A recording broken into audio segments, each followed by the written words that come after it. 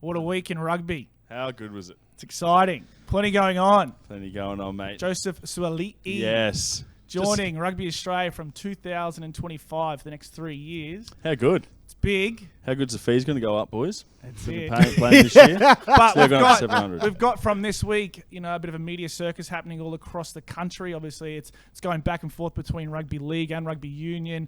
Zaki, can you give us an insight into that as we take a look back after or over the last week and everything that's kind of happened? What's our thoughts on this? It's a dead sport. Rugby's it's withering. And look, this is a grab not for a player, it's a grab for a profile. Withering, they have splashed $5 million on one player when grassroots and pathways rugby union is an absolute mess, has been for a long time, and it's why Joseph Sua'ali'i, he came across to rugby league. It's why all those good kids out of the private school system have come to the NRL. He has dead set. Look, all power to you. Go and get money. We all want to get a pay rise. Okay, leave it at that. Particularly if you're doing a little bit better than what we're doing. But he's just. I think he'll come back to rugby league and he's just going to become one of those mercenaries. He'll just go for the highest bidder wherever he ends up. Yep. If you're really going to fight back and try and be an international presence, they're going about it backwards, if you ask me. You don't start at wings and then work your way forward. Like, it's a publicity grab. It's just, if they're serious about rebuilding rugby, it doesn't start with buying high-profile wingers who are currently 19 years old. That just does not. Desperate, Kenny, though. They're desperate.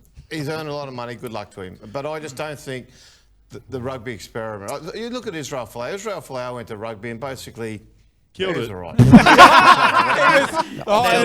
Nailed it. Ever since he came to rugby league, that eventually the day would come where rugby league wouldn't hold him. The game wouldn't be big enough for him or the pay packet that he could command if he went to other sports, and particularly with the rugby on the international stage. For me, he's gone.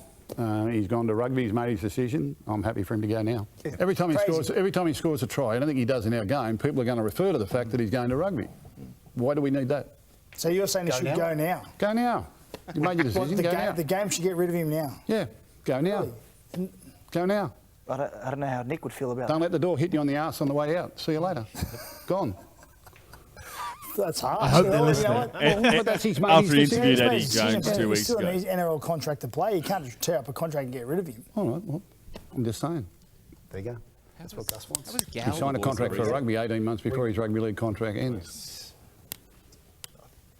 He can't sign with any other rugby league club in that time. He can only sign with rugby. He's made his decision. I've got nothing against the kid. I've loved having him. He's a tremendous athlete. Great for the game. But he's decided to be a rugby player. Bye-bye. So if it was at your club, you'd move him out the door. You'd say, just go. I wouldn't do anything to hold him, no. Like Peter V'landys said, go over, get that easy money and then come back to the real sport. 1.6 million could have been spent better on the grassroots of rugby. A $1.6 million winger from the Roosters isn't going to help you beat the All Blacks. So, pretty exciting stuff. Obviously, there's both sides there, but you can see rugby league's very bitter about the whole process. Like You know they've what I mean? never Especially taken a Phil player. Gould, and as you touched on, he's been around forever for Eanes, but a couple of weeks ago he's there interviewing Eddie Jones and talking about he doesn't even watch rugby, which I'm sure he does. But Dos, what's your take on it? Obviously some of the things that they said I agree with a little bit in terms of paying overs for someone, especially an outside back who you could argue both points, but aren't that influential in games. But you got to look at the bigger picture of things. Obviously, we've hit a nerve with them. Everyone's talking about rugby now, and they talk about building rugby from the grassroots. Yeah, this 1.6 mil could have been spent in better areas, but I think bringing a kid like Joseph Sua'ali'i, back to our game. And firstly, he played rugby all throughout school, so it's not like he's 1 year ago. Yeah, exactly. So bringing him back to the game, you just think the amount of juniors that he will bring to the game, and people will start playing rugby because he's got that aura about him already. As a young 19-year-old, he seems like a good kid. Yes, it's a unbelievable amount of money for a 19-year-old, and handling the pressures of those expectations and stuff is a different conversation for a young kid. And with someone like DC in charge, he's going to have a good support network around him, which will be importantly crucial.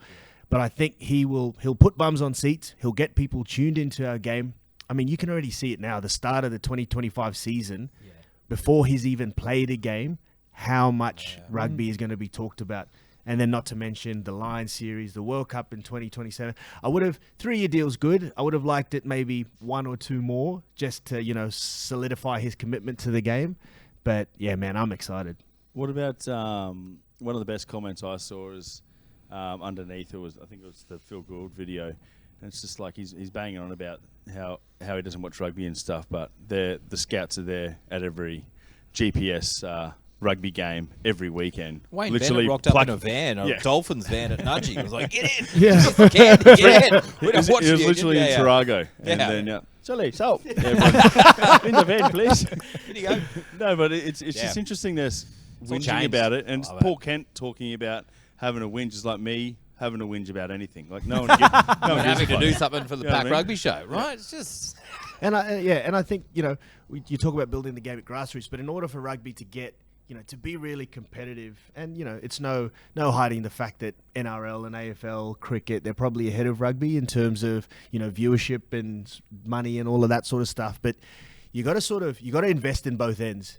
Yes, you want the grassroots to be flourishing, but you got to have the heroes that these kids want to be. Yeah. And I think he can definitely, he's the start, he can be one of them. And hopefully his decision to come, I hope he has a great experience. He obviously flourishes, and then other kids sort of see the impact that he's had, and he's like, all right, you know, maybe this is something that we can do. And then, you know, bigger names start to come to the game, and then, you know, there's effect at both ends. Yeah, and I think that it's two-pronged there. I think you've got that aspect where you've got names that are going to come to the game, but then you've also got to have success. And so Eddie Jones touched on this during the week, and it's about, you know, you can go to a test match and you can play amazing running rugby and lose by 40, or you can go and play a certain style of rugby and go and win by 1 point. Everyone's going to want you to win by 1 Correct. point, right? Everyone's going to win. So we've got to start winning to have that grassroots to start to grow. You know, they talk about investing in grassroots, but you can invest as much as you want. Yeah. But you've got to have success. Yeah, exactly. So you've got to have that filtering at the top. But Joey, I want to get your opinion. Obviously, if this is on the other foot, do you know what I mean? From a rugby league perspective, obviously there's a fair bit of bitterness there. But or if he goes to another rugby league team, because they're talking about us being mercenaries. Yeah. It's almost the biggest mercenary sport out there because it's happening all the time. Like for Fafita, a couple of years ago, same thing. Yeah. You've had experience in both codes. Like, what's your take? See, I think one of the biggest things that when we look at it from this perspective, and in terms of like some of the leagueies, what they're seeing is they've obviously poached Sua'ali'i to come over, but what they're looking at is this guy going to be just a short-term fix? I mean, it's not really going to necessarily plug the hole in what we'll say, you know, some people say that rugby union is a sinking ship. And so what they're trying to do is they're going to say, is this going to be a short-term fix that's going to put bums on seats, that's going to get people to come to games, that's going to create so much hype? But then you think about it, after he finishes his contract, what's he going to do next? And so have we necessarily fixed the problem in regards to, you know, we talk about growing the grassroots and making sure that the foundation is strong, because when the foundation is strong, then you can build a house and build everything on top of it in terms of sports excellencies, et cetera, and professional players. So I hear what they're saying when they're saying, like, you know, with these professional players only coming over for a short stint, make their money and then go. And they're saying it's great for them. But in terms of what Cheese was saying in regards to, you know, him coming over and fixing the sport, I don't think that, you know, having someone come over for a short amount of time will necessarily fix the sport. Agreed. I reckon it's just good that they're talking about unions. Keep it going, keep winning. Yeah, it's going to bring up more hype. Everyone's going to be watching now, hoping he fails. Keep watching. It's good. It's cracker banter. Like, I love seeing the banter between both codes. And it's like, sometimes we can say, man, they're getting pretty butthurt about what we're saying, but sometimes we're just spitting straight facts, like what's going on. And the publicity that it's gained has been great. But, you know, you got to think about the person in these instances. And I mean, like, he's a young dude, man. He's 19, and, you know, I just hope Rugby Australia, the Waratahs, like, he drops a ball, it's going to be magnified. He's going to have, you know, the keyboard warriors, all the league fans. Mate, everyone's going to be after him. And it's hard for a young kid to, you know, to deal with all of that stuff. So, as I sort of alluded to before, I think DC's the right guy to look after him. I think rugby, you know, we've got all in, obviously, with the money. And then now we've got to, you know, shelter him to some extent. Not hide him, because you want him to be the face of the game. You know, $1.6 million comes with the territory.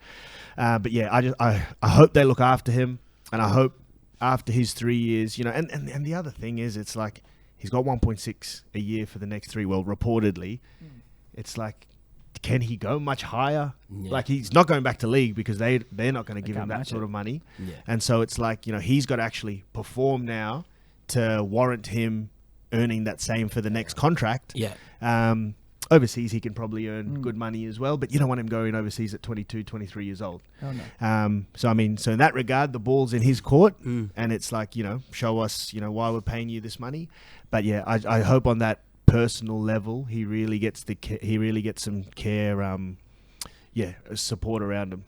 Which I'm sure he will. It wasn't long ago where we were having the same. We were bitter and whinging about it. It was like a year and a half ago, 2 years, when he got poached from the Union 2 league. Yeah. It's so hopefully he lets the footy do the talking, play well, and then everyone forget about it and love him. I reckon the timing of this is pretty good. 6 months out from a World Cup, leading into the next World Cup being in Australia.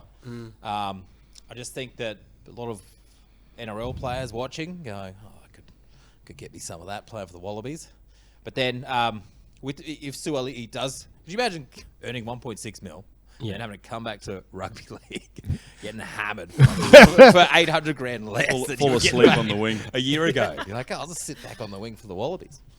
And you can't help but think how much influence Eddie Jones has had in this, all of it. decision. Yeah. He's the best, mate. The timing, him coming, Sua'ali'i coming off contract, in a couple of years, but having that conversation with him.